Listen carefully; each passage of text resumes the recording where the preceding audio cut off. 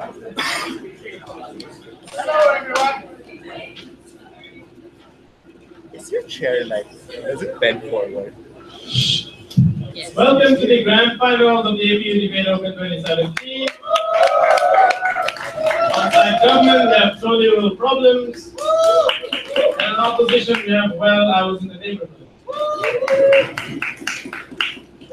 Gently remind the audience to keep your phone silent and keep chat to a minimal or just don't chat. All right, without further ado, on the motion, this House will allow individuals to sign contracts which cede their future rights to other individuals. We'd like to call on Prime Minister to start this debate. Here. Panel, unlike most of my speeches in general, I'm going to keep this very simple. 3 things. First, why do individuals have the right to do so? Secondly, why sometimes people need money and other things and it's good they have the ability to access it when there are no alternatives. And third of all, why to the extent there are coercion because of societal norms and other things, it's better to formalise it and drag it at least out into the open. First, 6-point mechanism. 1, we're perfectly happy to have an enforcement agency that we will have as legal enforcement powers ensured that a contract are carried out to term to the extent that the benefits that are promised will be fully offered and no further rights beyond that are violated. Second of all, we think this agency also supplies individuals with information, right, that gives them the outline of what rights and future things that might be entailed and the probabilities and possibilities of what benefits they might lose or what harms they might accrue in the long run. Third of all, we think it is perfectly possible to have reversibility in the sense that if these people are citing the rights out for 2 to 3 months or 6 months or so, that is the time limit and we are able to restore the rights once that time limit is over. Fourth of all, we believe that we give them and check that these individuals are in perfectly competent psychological conditions and in a mentally relatively no less consensual informed than an average reasonable individual in making these decisions. We are happy to verify the psychological states.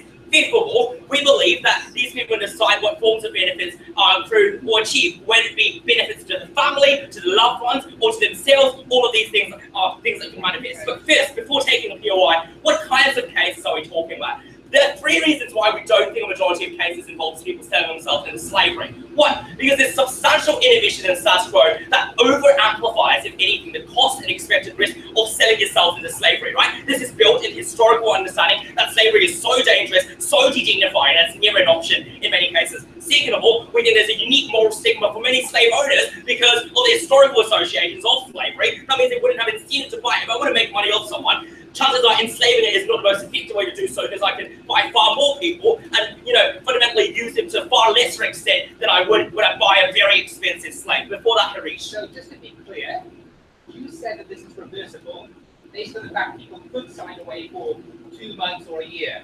Are you happy with people signing away for their entire lifetimes, or is that just a possibility? We think that is a possibility, but we are happy to bite well and say this is a possibility. It's just statistically very infrequent for all the reasons I outlined. There's also another reason why people tend to not to sign away their entire lives, because they have to have projects and commitments and desires that they want to have control over. That means that maybe they'll sign themselves away for 20 years or 30 years, but chances are it's very unlikely they'll sign themselves away for life. Why do individuals have the right to do so? The first part to this claim is why individuals have the right to waive the other rights. 1, there is no such thing as a right if there isn't a freedom or right to not utilize it, right? My freedom of movement and my freedom of existence, of life, of accessing water doesn't mean anything if I'm force-fed water or forced to move around all the time, because it is the ability for me to not exercise that right that makes it a right that I own and possess. Second of all, we think individuals also have the right to make secondary choices, about trading off the value and subjectively weighing up what rights matter more to them or matter less. We think there is fundamentally a right in a sense. Why can individuals consent? There are 4 reasons on this. 1, because people are often very capable of approximating what experiences look like. I might say, well, you never know what the future looks like. Honey dear, I don't know if I will lose or win this debate at this very moment. I don't know what the judges will think. Doesn't mean I can't make a choice of giving you a hopefully decent speech. Second of all, we think this is a case where there are particularly important life-defining decisions in many cases. That is why, if anything, they'll be far more prudent about it, because they tend to care a lot disproportionately about what they're giving up or sacrificing because of the way rights have been entrenched and pedestrialized in public understanding. 3, societal norms encourage us to be prudent about what we do to ourselves, right? Maybe it's true society encourages us to apply makeup and cosmetic surgery and all that, but at the very same time, society tells us deeply that we have to think about the rights we own. That rights are given this holy status in status quo. That means any attempt for me to trade off or wait it off necessarily entails me thinking very carefully about that process anyway. But fourth of all, we think people are able to understand what exactly their actions entail for future self. If their argument is that you're harming a future self, that's not your individual. Look, anything I do right now harms a future self or affects a future self without the autonomy or consent of Brian Wong in 2027. Doesn't mean I can't make this up. Deny. They might say there's pressure.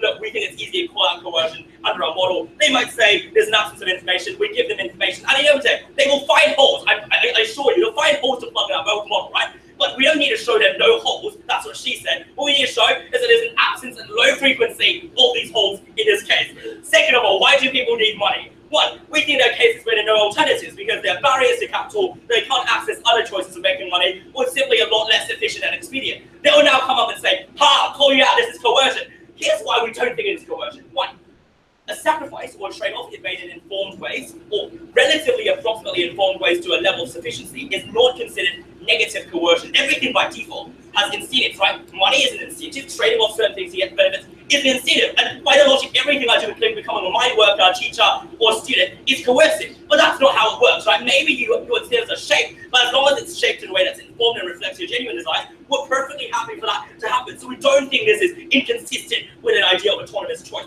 But second of all, we also believe that we already allow people to make a lot of trade-offs in terms of allowing people to work dangerous jobs, signing prenuptials, or as Sheesh and I might understand, scholarship agreements and scholarship bonds that bind us and sacrifice our rights to our country and also scholarship firms in order to get certain rights and money and benefits in the short run. We think they're important outcomes that follow, right? But we don't need to illustrate it because they're quite intuitive.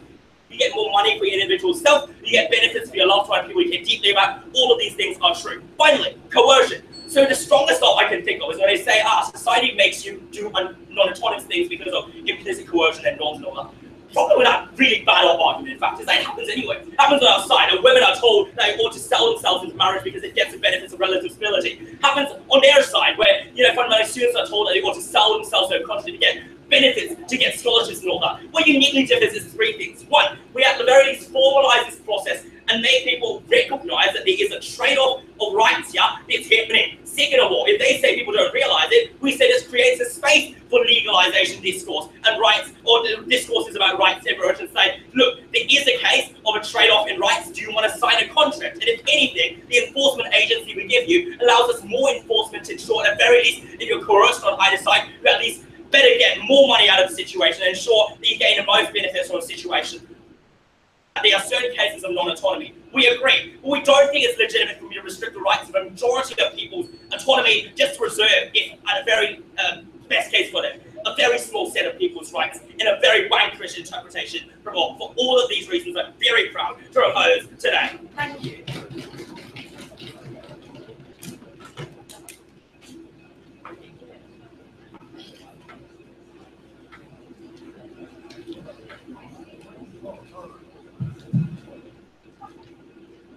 Thank you, Prime Minister. May we have the copies? Here. 4 points in this speech. Firstly, why actually we believe that human beings are not continuous and government should not allow this to happen because future people have rights which should be respected. 2, why is it that often people's choices are in fact circumscribed, and why certain kinds of choices we do not let them exercise the imperfect choice upon due to a basic risk aversion and we governments often work and obligation towards specific communities. Thirdly, Kant is awesome.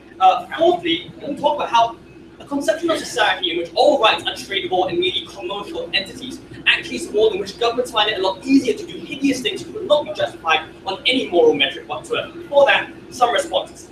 Firstly, Brian tells us that all rights are based on choice.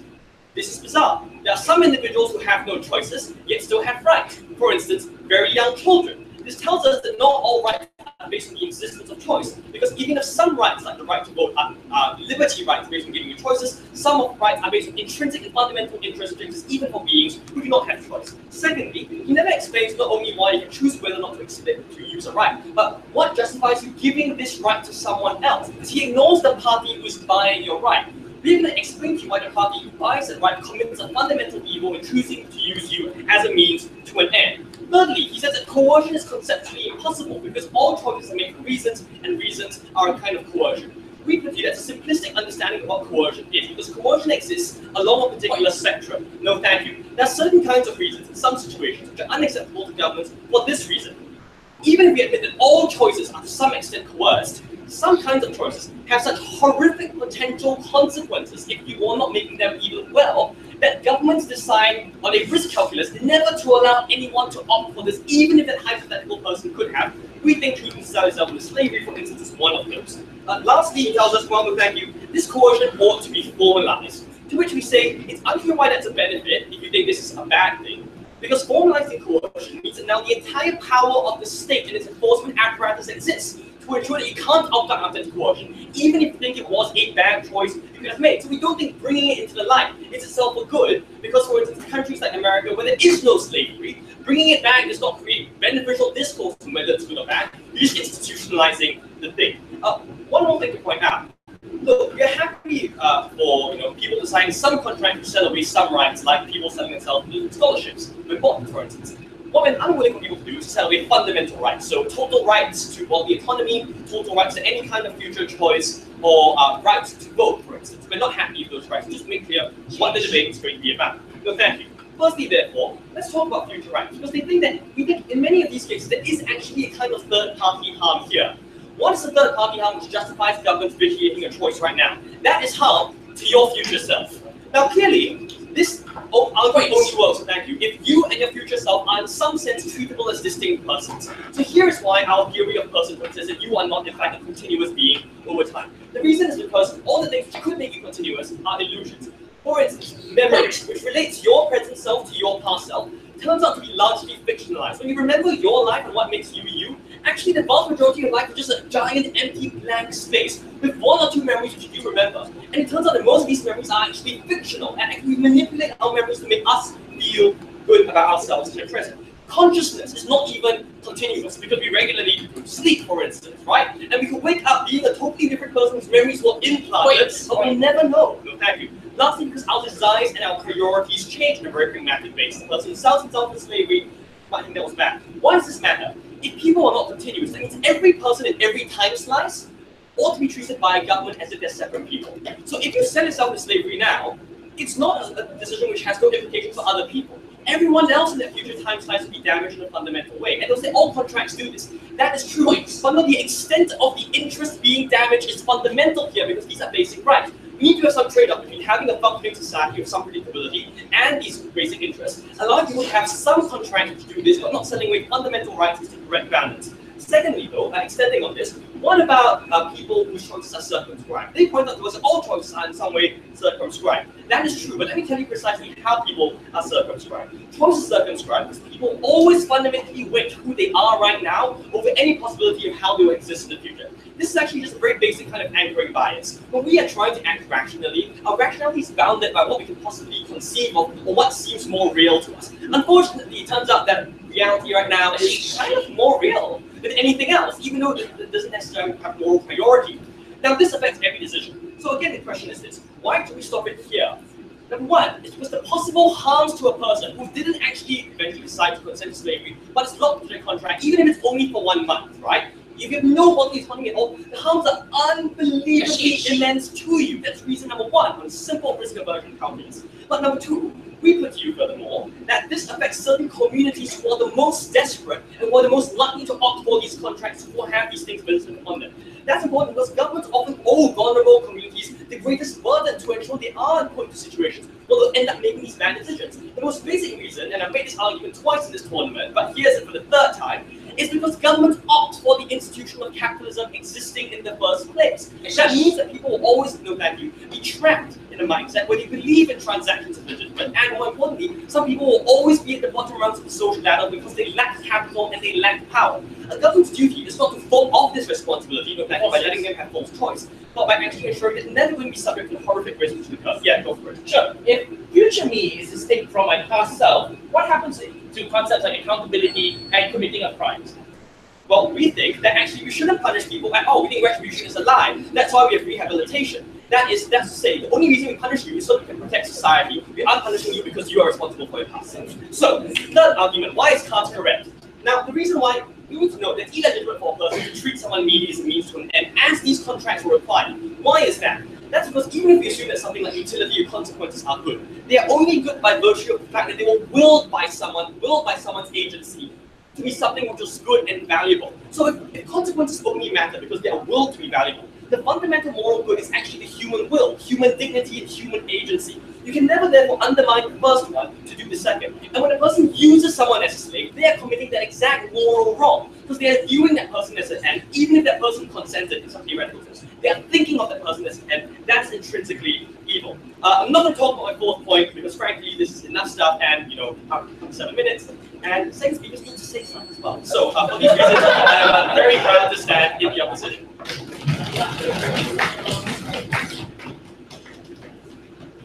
Yes.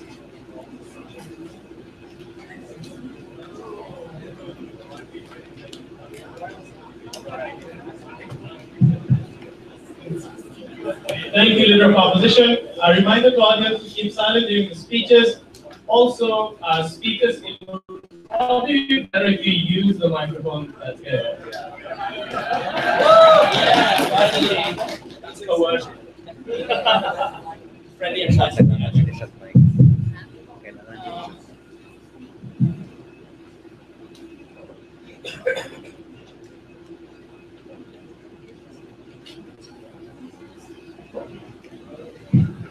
All right.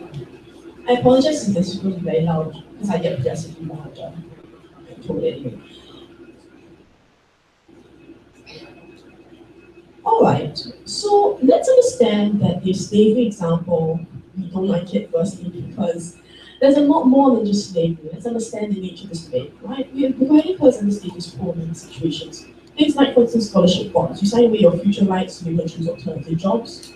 Right? You're often your body autonomy because you can't not go to work if you sign a bond. You can't just, you still have a bond that you need to serve. You do this for instance with prenup agreements. The idea of contracts that you no longer have adultery, otherwise there's some sort of financial consequence. You basically broken the terms of your agreement.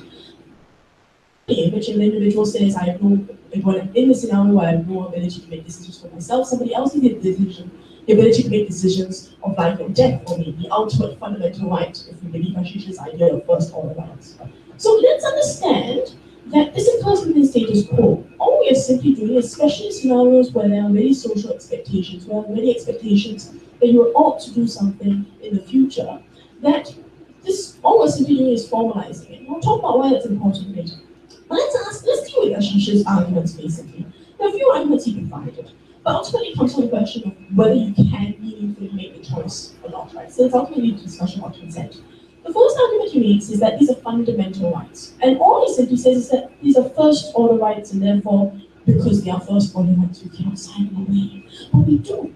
We do this all the time. We do this with medical decisions. We do this with euthanasia. It's controversial for sure, but they are still our rights. And this is precisely Brian's argument that she's completely ignored. Our rights are only meaningful insofar as we can choose not to exercise them. The moment where we are forced to exercise them, it is no longer our free choice and therefore no longer our own right. So the very nature of having rights means we can choose to advocate the use of that right. So if I have a freedom of movement, it must necessarily mean I have the freedom to stay still, to refuse to move. That's why, for instance, things like protests, you're unable, so if someone decides they want to sit down, you can't actually move them. That's because it'd be infringing their freedom of movement, bodily integrity. So we think that that is a meaningful concept, that the rights only exist, and I have the only right to my future self, or my future self, and I'll talk about next year future self, right?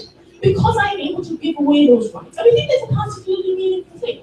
Actually, she says it's irrational because there's these consequences so bad. Once again, we have no idea what these consequences are. He simply goes to slavery. The reason why he likes using the taboo word that is slavery is because, yes, we think of it as a bad thing. But let's understand that he's making a specific reference to a historical experience which obviously will not fall under our circumstances because of the issue of contracts. The problem that we have with slavery, the reason why it seems so taboo, is firstly, it was an unequal relationship in which people were coerced into slavery in the very first place. The very function of our system is that people contract themselves into, yes, indentured servitude or whatever you want to call it, slavery. So let's understand that while he's using the term, it means something quite different under our policy. Because firstly, there's consent. Secondly, there's an exchange. You are given something that you consent to, you consider to be a proportional response for what you choose to sign away. We think, therefore, you can conceive of the consequences. Even if you can't conceive of the supposedly great consequences of which Ashish gives no actual analysis of, we think that in this particular case, the value of most contracts often mean that if you choose to break a contract, there's often a financial penalty for doing so. Things like, for instance, scholarship subordinated bonds, often you do so. So there is at least a certain way in which we can imagine consequences should I want to reclaim the loss of those rights. So even if the consequences are so grave that I find out after the fact that I don't want to sign away, I can break the contract. This is not the contract, not all the time. It's not clear, so unless they want to push the burden on us, you can never break the contract. You can't break the contract, it might just come at a massive cost in which you might be bankrupt. This also deals quite easily, therefore, with these vulnerable groups. Because why would organizations want to exploit vulnerable groups if vulnerable groups eventually find that they want to break their contract? If they end up bankrupt, it's not as if companies that chose to take away, say, their labor or so forth won't benefit anymore. So we always think that you have an interest to not deal, particularly for instance, with people who are poor, because if they end up bankrupt because they choose to reclaim or to break that contract, you end up with even less than what you started with. So we don't think you have an interest necessarily go on exploiting poor people just for the sake of it. But we think that this is what also Ashish did not deal with. It's empowering for these people, for vulnerable people who have nothing else to sell. Look, the question here, and I've asked this question before, is yes, the principle of rights. Can you eat it or not? You can't, right? The reality is that you can't get employment or you can't find something else. You might, for instance, you should be able to sell your organs and decide on the future, your future health. Right? We make those decisions, or we ought to be able to make those decisions. I should be able to sell my liver and base it on my future health and make that gamble. That ultimately is a decision about my future. But what Ashish wants to tell you is that you can't make a decision for someone else to do consent. And this is where he spent basically most of the speech on, that our future self is completely or separate from our current self, and therefore we cannot make a decision. So I had to clarify for. Firstly, this is simply not true. MIDP made this very clear in his POI. The social norm is that we conceive of people as continuations of themselves, because we believe that you're accumulation of your experiences, your memories, your experiences as a child. And while that may be patchy, yes, and maybe selective, yes, but it still does not mean that we are completely new. That's why we have systems of accountability. That's why we have systems of contracts. That means that I can't sign a contract today and then wake up tomorrow and be like, I'm a new person. Now this contract no longer applies to you. So unless they're proposing complete revamping contract law and any conception of self, we don't think that's necessarily. It's important for the reason why we conceive of themselves that way is because it's vital for the functioning society. Can you imagine if parents said, oh, I should have it today, but I changed my mind overnight, or I woke up and was like, oh, I'm a new person, I'm no longer a parent. We think it's extremely problematic when everybody gets to revamp themselves every day. We don't think that's firstly necessarily true, things we buy into, but secondly, we don't think that the state has an interest in furthering that idea. But let's ask the whole question of why this is important. Beyond the idea that it allows a financial empowerment for individuals, the other thing as well is it improves your quality of life, especially for things like uncertainty about the future. Let's understand that uncertainty about the future can be extremely crippling for large numbers of people, right? Which is why a lot of people, for instance, like thinking about turning to God, for instance. Or, for instance, if you have Alzheimer's, you want to, for instance, sign a power of attorney for the future, in which your children get to make medical decisions about you when you aren't able to do so in the future. So, for instance, imagine if you are a poor person who is in a particularly precarious job, and you go, I may lose my job at any time, right? Then what you might want to do is sign away your right to your organs later on should you lose your job. We think, apart from the fact that it is an ability for them to provide for your family, it's important to your immediate quality of life because it allows that assurance and that certainty ultimately means that you can live a more meaningful life, a more valuable life. We don't think life in of itself exists simply by itself, but in the choices that you have, whether you want to keep it, take it away, give it to somebody else in the service of others. For these reasons, I'm very proud to propose. Thank you.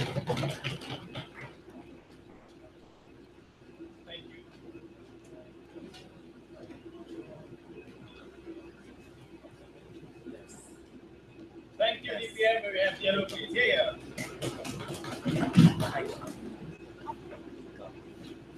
Gums? No.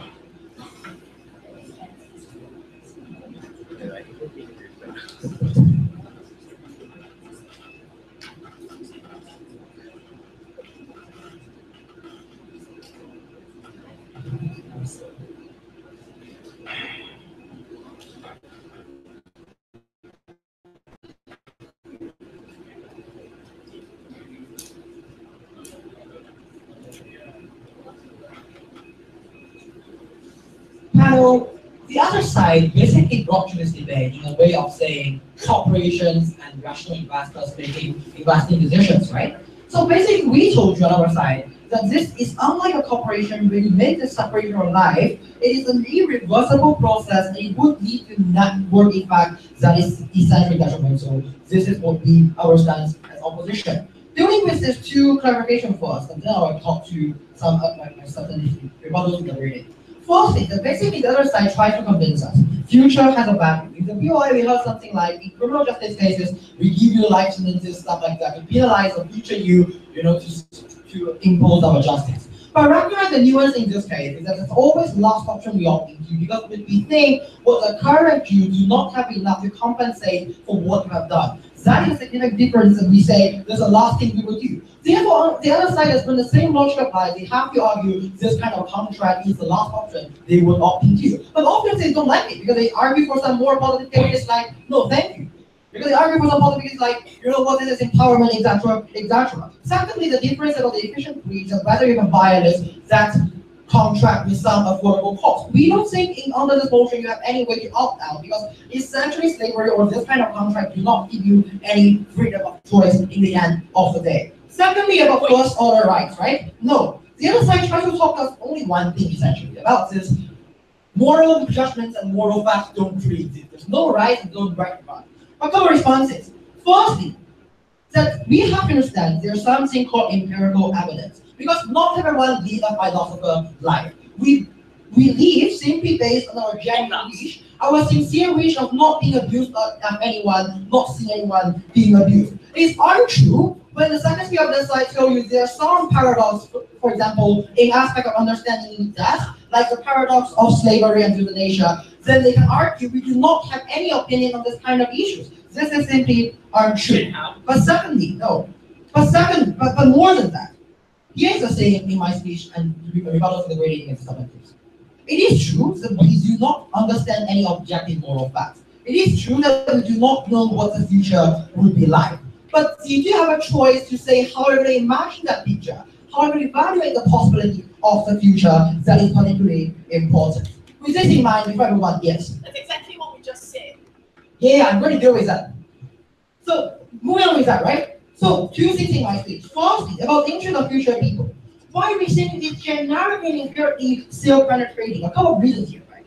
Firstly, if we do have to argue this as a corporation, like evaluating options, we do understand. You imagine the future of yourself is not as valuable that you're not going to be better than the current of yourself in a later stage. We say that is self-penetrating because essentially basically say, this is the upper limit of my life, this is the peak of my life. This is whatever I best could ever have. This is essentially the corporate logic they're imposing in this debate.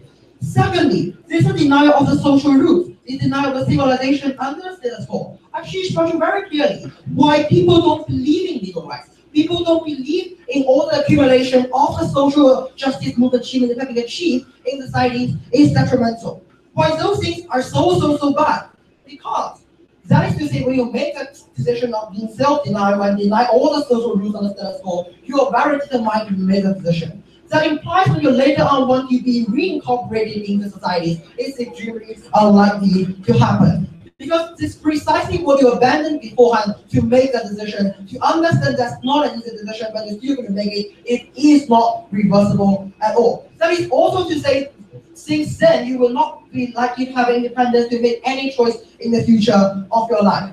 But secondly, more importantly, the social impact of this. That is to say, we agree, the perception of things like slavery or like those kind of terms are subjective to different understanding.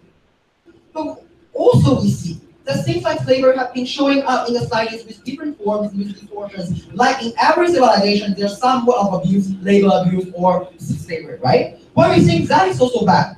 Because when later on you quit your terms, you'll be no longer of us who are once, or you'll be no longer one of us who recognize the social orders currently. What we will have are the challenges with your law, all the social rules imposed at the beginning, even in blind speech, set the case for. And the worst part of that is you don't even act that based on your certain free will. What are the consequences for this? Firstly, the basic constitutional protection against slavery, this kind of thing, will be significantly challenged. And secondly, there will be social discourse change. That, you know what, like, these things are actually fine because I tried that out, it's not that bad. But that doesn't mean it cannot be far worse to other kind of people. And lastly, we say This is essentially detrimental to democratic values because you do not have a free will to understand independently what the issues and where rights and claims are essentially are. Secondly, no thank you. Second substantive speech. If you do want to argue this, like something in a market, I'm going to analyze you why even if individual can be rational in this calculation, but the market itself cannot be rational and can be irrational. Why is that so detrimental for differentialized groups of people?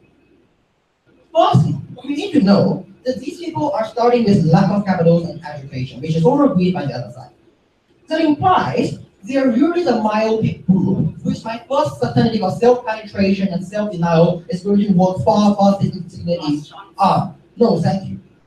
What does that mean? That means you always make this behavior of opting to such contrast practical behavior, and you're actually driving people to opt that choice. And you're destroying the original popular ground that have been building up to support this minority and differentialized people. More examples, right? Two reasons in this point. Firstly, we think it's essentially the collapse of the mutual support community for the minority and the differentialized people. Because recognize even if one or two or three of the minority groups, this kind of community people, witness the success of such contracts and decided to opt out as well, that kind of lapse is particularly can simply ruin and destroy the whole community we have been spending tens of years to build up with. But certainly we do think this leads to a game theory scenario where people, after winning the success of some of these contracts, would allow themselves to make further transactions in terms of these contracts and ultimately can reverse the social discourse and reverse all of the civil achievement that we achieved beforehand. So you see, panel, the thing is extremely clear that even if we're based on an individual scale, that we make rational choices, we make good investment decisions. Firstly, we're not sure that even so rational at the beginning. Secondly, we think that's definitely detrimental to the group you once belonged to. That's definitely going to leave the people out there or after you and growing up all our achievements and progress had beforehand. With all these reasons, very proud to oppose. Thank you. We have Dr. Lucas here.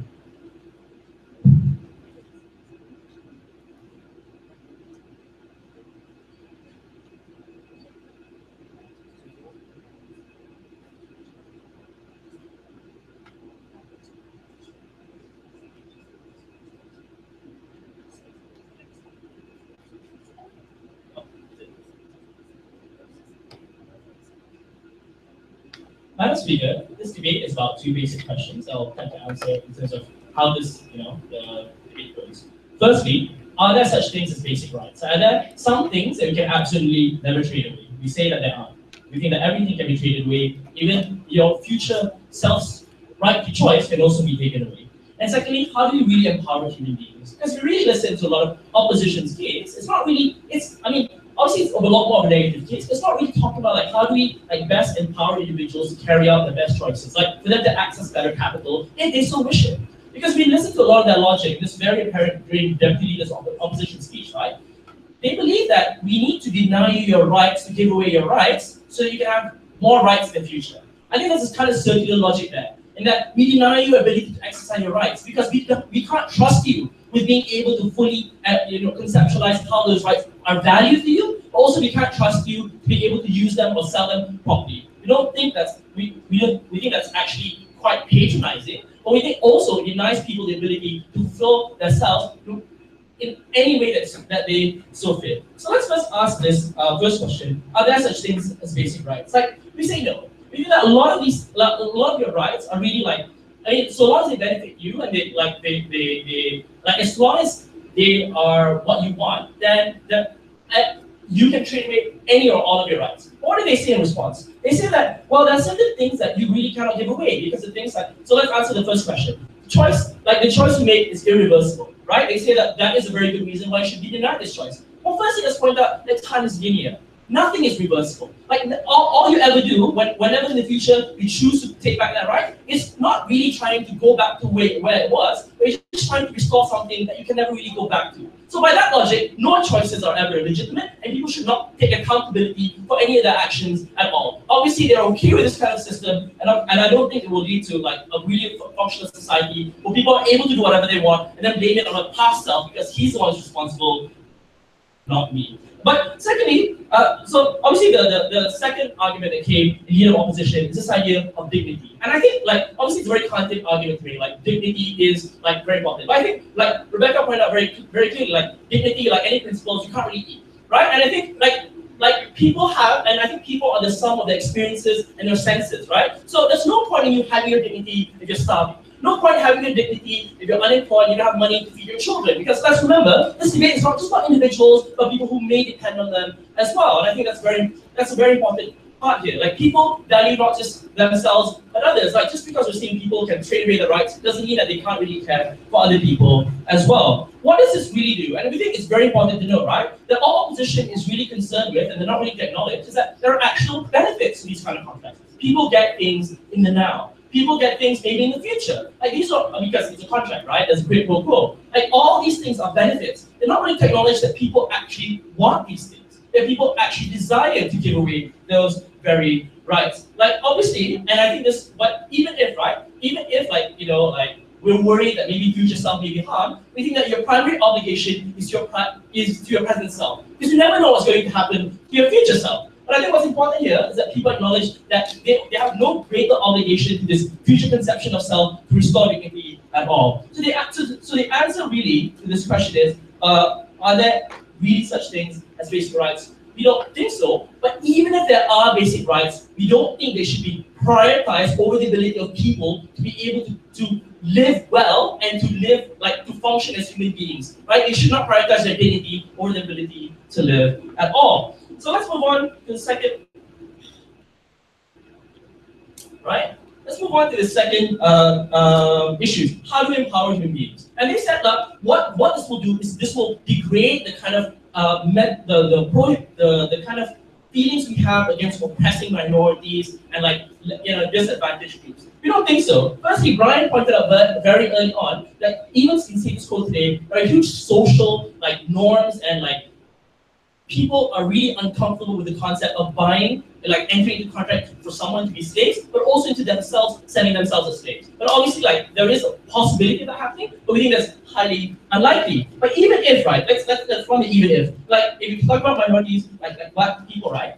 What they're saying is it's okay for you to take away their rights to enter these contracts simply because we can't trust you with it. And that's essentially what they're saying. In fact, that's a more patronizing attitude that the state takes towards these minorities, and that we cannot trust you. Like we're infantilizing them essentially, right? We cannot trust you just like any other majority, dominating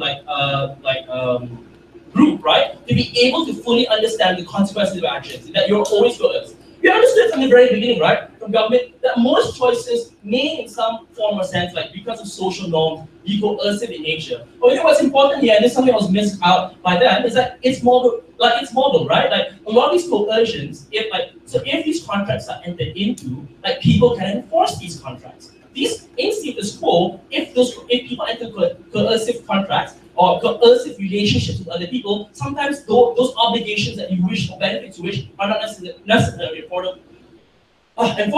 Go. Currently, you're allowed to breach a contract and pay a fine because that's how the law works.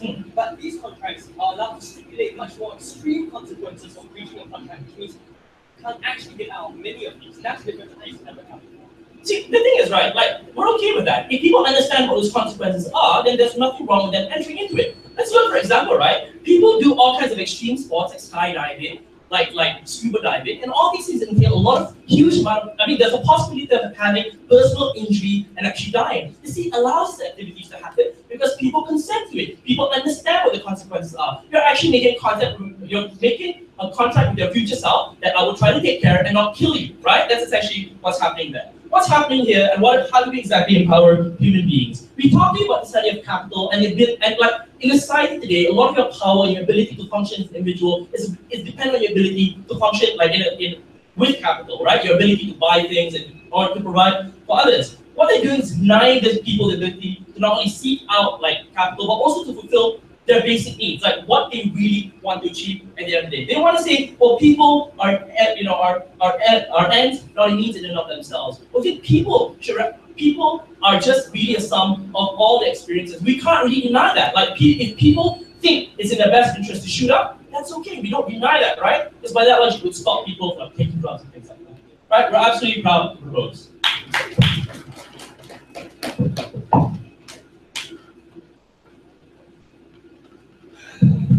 Thank you. When it's constructive, we have opposition.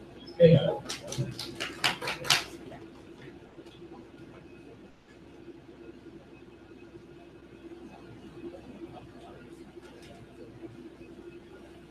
Slavery is one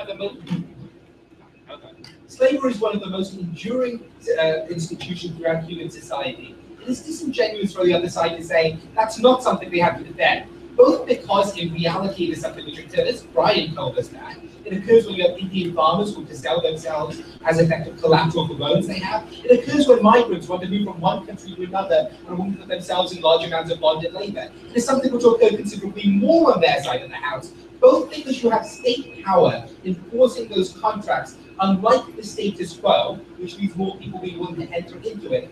And it is likely that over time those kinds of things evolve. That is a burden they have to accept.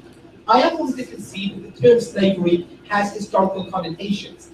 Independent of that, though, it is an incredibly important thing for us not to allow for several reasons. Firstly, why is it a first order right? This means it comes prior to any other right. Understand what slavery means. It means a subjugation of the self to the wills of the others, when your freedom is entirely dependent on the discretionary decisions of someone else. That is why it is different than an individual who decides themselves if they want to skydive, kind of different than an individual who decides to themselves if they want to take drugs, bearing in mind that is illegal in most countries anyway.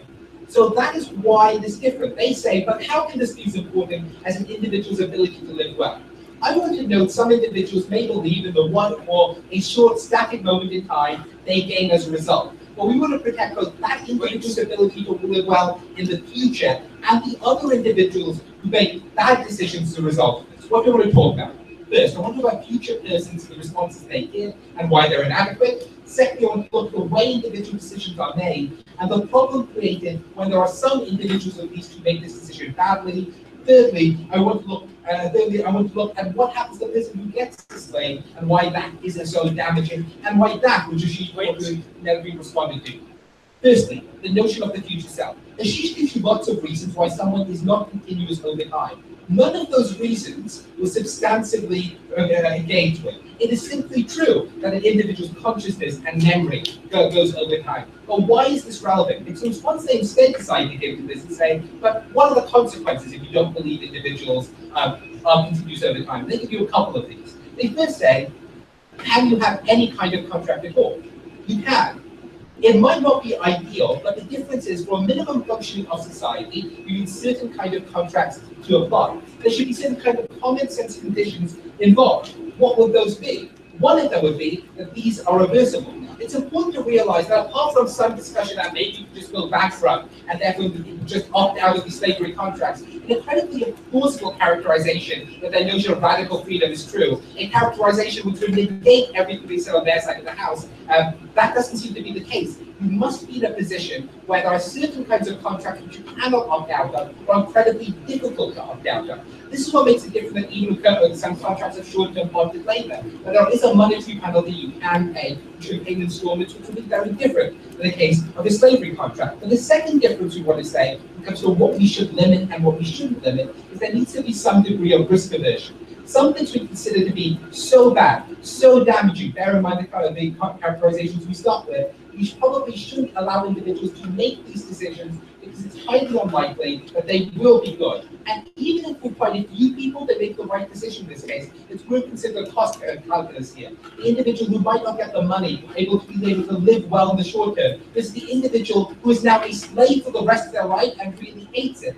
That is another reason why we think this is kind of unconscionable contract. But then they note, isn't this a reason why you would never punish an individual? I think there's probably a semantic issue here, right? We would put someone in jail because we want to protect society, we want to rehabilitate. We don't believe you should use retributive punishment because you're not the same person continuously over time. That is why that distinction doesn't stand.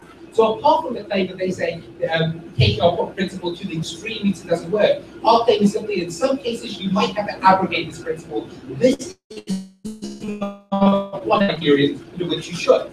But secondly, do people make rational decisions? I want to concede what the council and government, which is some people may be able to make rational decisions if it is plausible. Maybe there's some reasons why it won't be. But here's a few reasons why we think this is different. One, we note the anchoring bias, the kinds of imaginations you have.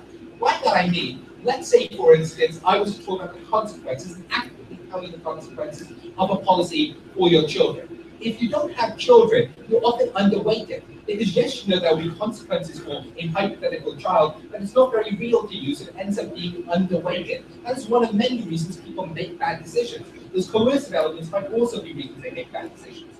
But let's give you their base case, the one actually Brian said, which is some people make good decisions, some people make bad decisions. How should the state prioritize these two? Because making a decision to ban this contract presumably prioritizing those who make bad decisions over those who make good decisions. Why is that the correct way for the state to act? Well, note what we tell you at the start. These are the individuals who are often the worst off in society. These are individuals who have been oppressed by the capitalist structure, and a capitalist structure which is chosen, which means that their skills are not valued, their attributes are not valued. So those are the ones who are lost out. It's the other ways that we set up society. It seems reasonable to prioritize those individuals. And secondly, is already highlighted, it also seems reasonable because the asymmetry of harm and benefit here. The huge harm to individuals who are slaves, or other kinds of contracts they don't like, is the very small benefit to a few people on their side. So it's a distributional decision, it's okay to say things. Brian. There are many instances where some individuals might drink themselves to death, might commit themselves to lose bodily autonomy in general due to imperfect choice. Right. But the weighing up that the majority's right to do so is more important than the minority's potential harm, however grievous it is, still exists in status quo. I don't think that we should do that for the reasons I have suggested, particularly within this case, because of those individuals who lose everything. The third thing they say is, look, rights only matter to the degree that you're able to abrogate them. That never responds to our claim that children still have rights, even though we don't think they can abrogate them. I also just don't think the right not to be tortured entails the right that I should let someone else torture me, or give someone else the right to torture me. I don't think it's a very consistent or plausible interpretation of what a right is. I think they are conflating two things here, which is I should be allowed not to exercise a right. This is I should be able to hand someone else the chance to do something to me. These are all the reasons we don't think those arguments necessarily work on their side. Further to that, I think it is worth asking about the slave owner themselves. There was no response to this material which came out there in the earlier speeches, which is it is wrong for someone to treat someone else exactly just without any recognition or understanding of their agency. This is because agency and individual comes prior to utility. We tell you this at the start and there's no response. That's not about the individual, that's about the individual who buys it, and that's why they're doing something wrong. So for all those reasons, I'm very happy to oppose.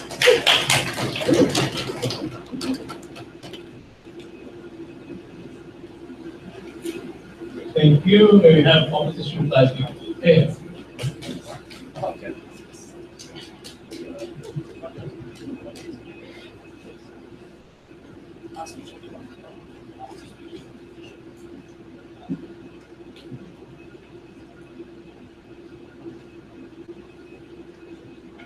It's very strange that they endorse principles which seem to allow for slavery on mass is perfectly fine. But I notice that throughout their entire speeches, there's an incredible reluctance to acknowledge this hypothetical reality they endorse will actually become reality. The reason is because they recognize there are some fundamental rights. There are some consequences which are much worse than others. That becoming a slave is not like having a government bond. So look at the very structure of their case and the way they try to sell it is actually quite dishonest because it implies an unease with the thing they claim that principles defend. So, 4 questions therefore. The first one, are there fundamental rights and are all rights about choice? Very simple question we asked them from the very beginning is this. If all rights are about choice, why is it that individuals with no meaningful ability to exercise choice over their rights are nonetheless protected and are not allowed to have those rights abrogated? We received no response. The next thing they said is they think there are no fundamental rights whatsoever. We pointed out that things like slavery are different from everything else because they turn you into a total object of someone else's desire. you do not have any capacity to resist. They could rape you, they could cut off your limbs, they could throw you in the ditch, they could suffocate you, you have no capacity to resist. It is not like skydiving, because it's a lot worse than skydiving. Slavery and skydiving are different. So that's the stuff about rights. We do think that some things matter more than others, that older needs indicate that. 2, what about future persons? Note that by and large they conceded this. The only way in which they tried to push back was to say, but don't all contracts have impacts on future persons? To which our objection was that governments need to draw some kind of a balancing act, and they have done this already in society. We don't think in society there's a huge problem going on where people are crying out for more liberty of contract, and the government has struck the wrong balance between the functioning society and the dignity of persons. We pointed out, therefore, that having a world in which we allow for you not to totally abrogate the fundamental interests of future persons allows both us to have a functioning society right now, but also respect their dignity. Note that at no point in this case they demonstrate a pressing, overwhelming social need for there to be more contracts that abrogate basic rights. Many of the things they talk about are soluble but perfectly ordinary rights-respecting means. So again, they never really responded on that. The other example they had was one about punishment. We pointed out it's rational social protection. That example never worked. Thirdly, therefore, what about things like Kant, right? So they told us that, well, the rebuttal to Kant is like people need to eat.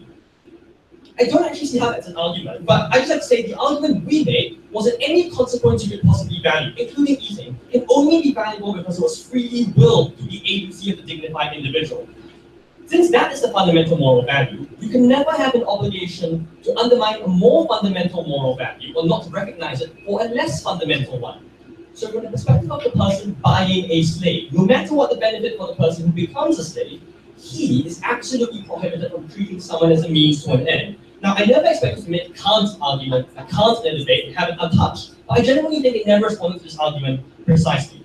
Lastly, let's talk about vulnerable individuals and the effects on particular communities. We put to you, firstly, that they never demonstrated why this was necessary to solve the social problems which they wanted to solve, even if we accepted this debate on purely consequentialist moral grounds. Secondly, Harish told you, and I told you about Harish, given the basic irrationalities which operate on people, given the way in which rationality is bounded, given that people prioritize what's happening right now and what will happen in the future, government needs to have some measure of risk aversion against those contracts which most radically abrogate the rights of your future self. That means contracts where there's no efficient reach, where you can't just pay a fine and leave, things which are principally allowed in their case. Ultimately, this debate comes down to this. They endorse a set of principles. Those principles lead to outcomes which they have to defend. It's not okay for them to say we think slavery is an extreme circumstance and we are quote-unquote not very happy with it, because even if they are not, do you know what? Their principles are, and their case is. And that's why at the end of this debate, I am very proud to stand in opposition.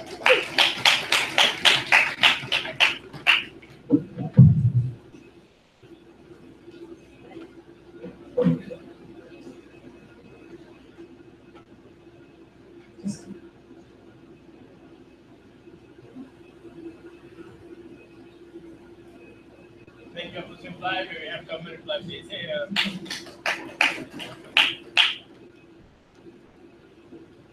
Let's deal with Kant once and for all. The motion here requires a contract. Contract recognizes the agency of the individual. You can, yes, the act of signing the contract is agency. So when Ashish is talking about the slave market, the slave buyer, and so forth, the difference, as I pointed out earlier, is that in this case, the slave buyer is not asking for the consent of the slave. Is put in a life in which he or she has no choice over what is done and therefore loses their agency entirely. But if you choose to give away your agency entirely, knowing that you lose their agency, but because the nature of the contract means that you can break that contract and suffer often monetary or even, yes, worse consequences, as long as it's stated within your contract, you are able to conceive of the consequences of reclaiming those rights should you desire to. So there's still a conception of consequences should you choose to reclaim those rights, even if you can't imagine every single consequence of losing your agency entirely. But furthermore, they also never engaged with us in the other range. They wanted to simply deal with the worst case scenario engagement, and not with the many other cases we talked about, in which the discussion of giving away rights may not necessarily be the giving away of all your free rights. And it's not entirely clear why, just because we say that some rights can be sold, it necessarily means that it means an automatic abrogation of your entire agency. So just because, for instance, you sign away to your wife the right for you to commit adultery and prenup agreements, means that you also then principally concede to all these other things as well, even if agency exists. But let's ask two questions. Firstly, three questions, sorry. Can choice be absolute? Is this an absolute thing you want to stand for? Obviously, the difference on side opposition that they said no. There's choice in and of itself is not an absolute idea. Why? Because firstly, on Rashid, some choices are so bad because there are some choices that you have is so bad because there are certain first order rights that mean that the choice to give up those rights automatically becomes void.